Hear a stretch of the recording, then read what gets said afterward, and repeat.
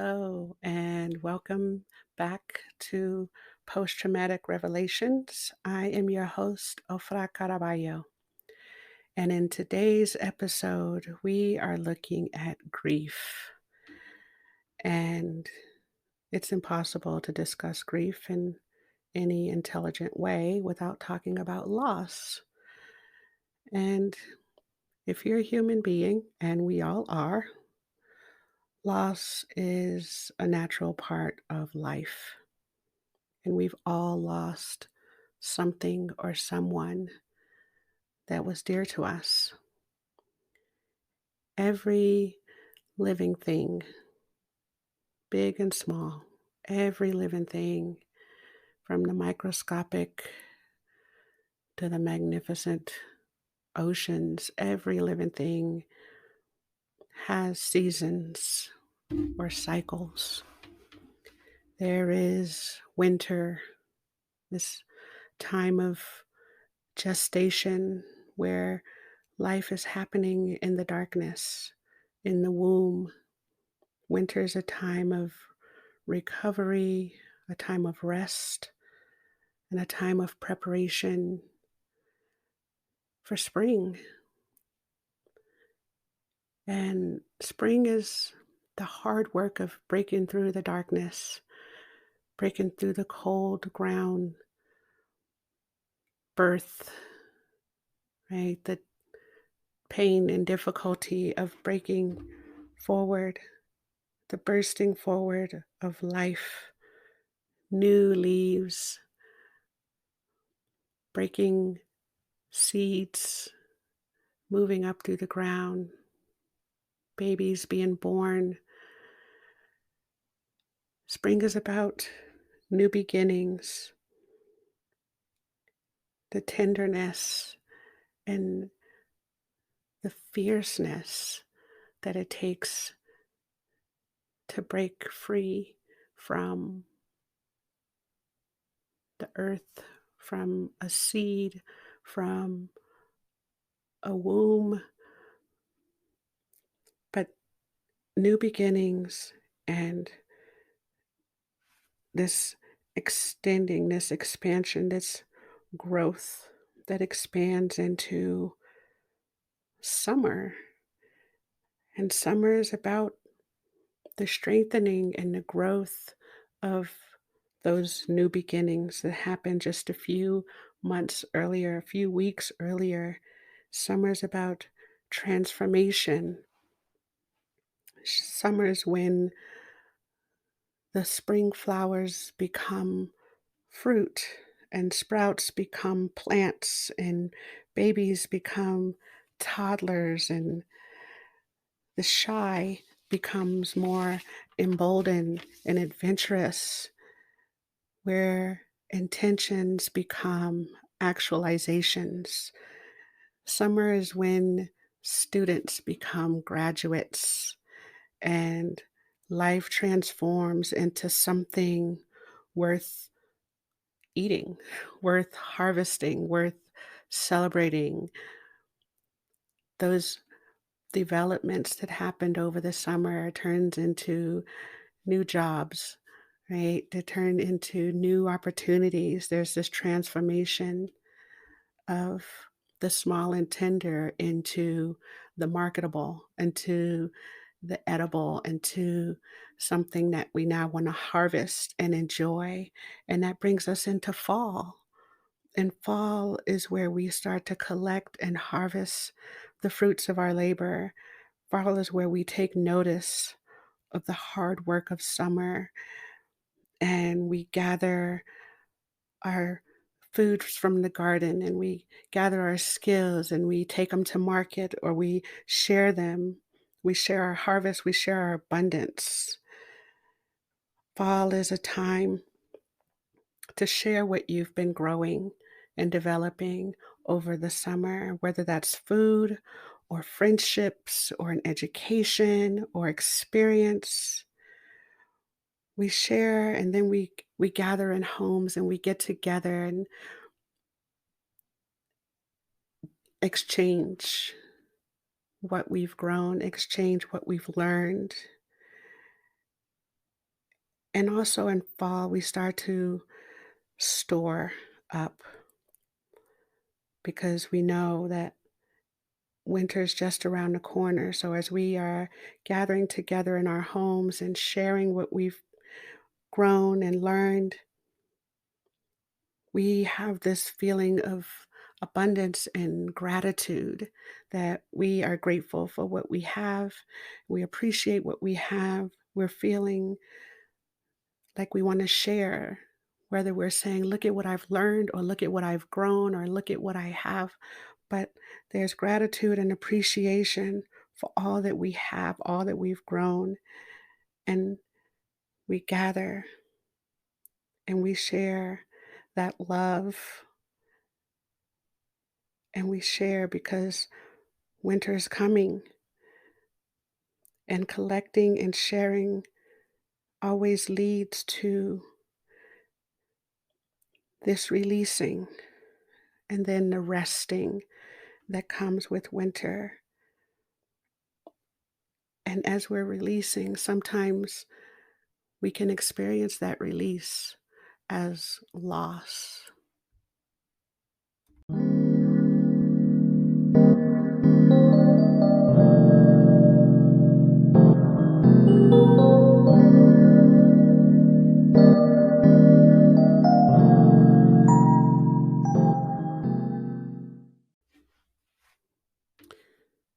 Grief is how we respond to loss, how we respond to that void, that emptiness. Grief is defined as deep sadness or sorrow caused by the death of someone. And right away, I have issue with that definition because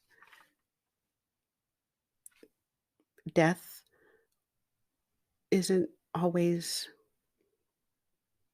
the cause of loss, right? That loss can mean different things. Or when they say the death of someone, that automatically dismisses animals. And I know many people who are more in love with their fur babies, their fur family, than they are with any human being. So the problem with language and definitions is how limiting and exclusive and judgmental it can be. I digress. Back to grief. So, deep sadness due to loss. I say due to loss of something important. And I've noticed that the more important the thing that was lost, the more meaningful the thing or the person, the deeper the sadness, the deeper the sorrow or the grief. So the loss of a pair of earrings or the loss of a new phone or an old phone for that matter that have pictures that you really wanted to keep or information that was really important, or the loss of great grandma's earrings or the loss of great grandpa's watch. These would have different levels of sadness, from the loss of a dog or the loss of a childhood friend or a boyfriend or a girlfriend, or the death of that dog or the death of the girlfriend or the boyfriend. So even the word loss doesn't really cover the possible depths or meanings of grief. I lost my dog could mean two different things. I lost my husband or I lost my wife could mean very different things. Did I leave them or did they leave me? Was there a breakup? Were they seduced? Were they kidnapped? Were they killed? Did they die? And because we have cognition, because we have the ability to think, We need to assign meaning and value because we need to judge a situation. We want to know the facts. We want information about the circumstances around the loss. Was it an accident? Was it intentional? Was it someone you knew? Was it a stranger? Was it murder? Was it suicide? But loss is loss, and it depends on what was lost and who lost that really matters. The rest of it is just judgment that tells us if we have permission to grieve or not, if our loss can be validated or not. We want information so that we can decide how sad to be, how sad to feel. We want to judge the loss so that we can defend ourselves or protect ourselves from being lost to the grief. We want to know how to treat the grief. We want to know how to treat this situation. We tend to treat grief like it's this contagious, monstrous disease.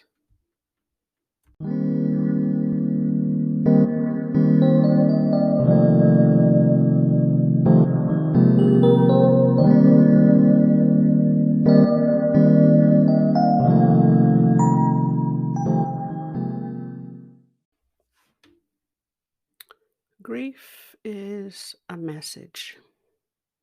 Dare I say, grief is like a love letter or a quilt that chronicles the relationship. No love, no grief. You don't grieve something you don't care about. And the more you cared, the deeper the wound, the deeper the sorrow. And in that pit of sadness is judgment, guilt, shame, regret. But also in that pit of despair, there is grace, there's forgiveness, there's peace, there's love, there's healing. It can be very tempting to hold on to the judgment, the guilt, the shame, the regret. They allow us to harden our hearts. They protect us from the pain of our losses, but they also prevent us from feeling the love and the joy that we experienced in that person, in that animal, in that thing that we loved so much. You know, every religion, every spiritual teaching addresses the issue of death and loss. They all refer to some form of the idea that nothing is ever really lost, only transformed or transmuted. Even scientists tell us that everything is energy, vibrating at different frequencies, and that energy can't be created or destroyed. Christians believe in an everlasting soul that transcends the physical body. And Buddhists believe in reincarnation, that our spirits reincarnate an infinite number of times. And the Muslims believe in a continuation of life after the physical death. And the Hindus believe that we are in an ongoing cycle of death and rebirth. What's my point? Actually, I have two. My first point is that grief is our body's way of experiencing how much we care about something or someone that is no longer physically available to us. And my second point is that love is energy, and energy cannot be created or destroyed, so that the love that we have for them never goes away. The physical loss of something or someone doesn't stop us from loving them. And while grief lets us know how much we love them, it's not intended to be the only way we show our love.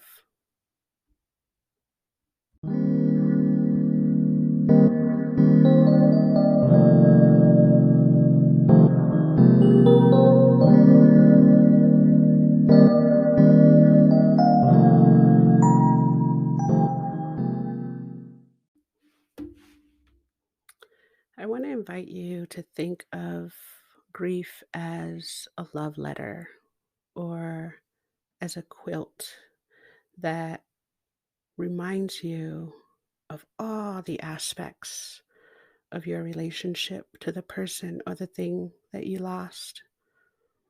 Notice that in your quilt of grief, there are some beautiful patches, some weird patches, soft and fuzzy patches.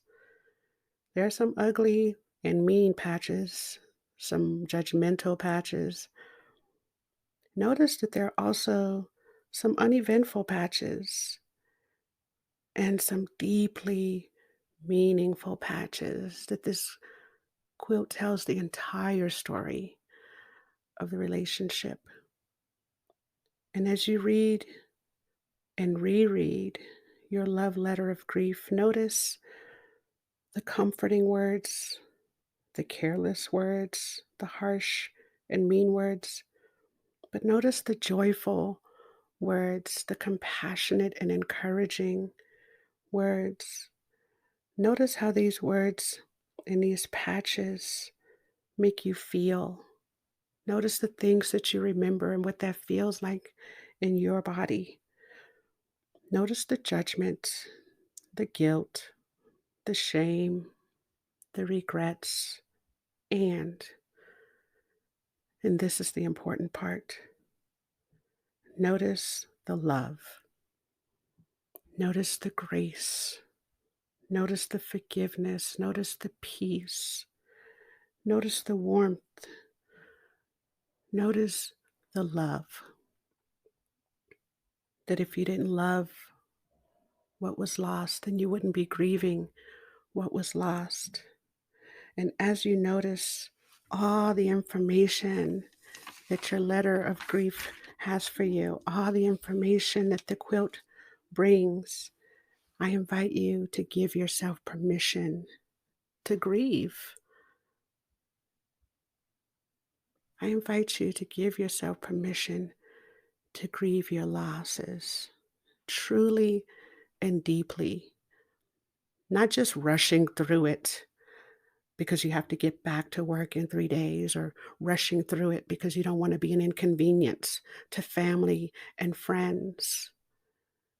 No one experienced the loss the way you do. And so no one can give you permission to grieve it but you. And so I want to invite you to really slow down and allow yourself, give yourself permission to grieve truly and deeply. No rushing, no dismissing, no minimizing, no justifying, but be there. Give yourself permission to wrap yourself in that quilt, validating every patch, every experience, for better or worse. Give yourself permission to read the love letter over and over, the love letter of grief, and validate every feeling, every thought. And when you're ready, and only when you're ready,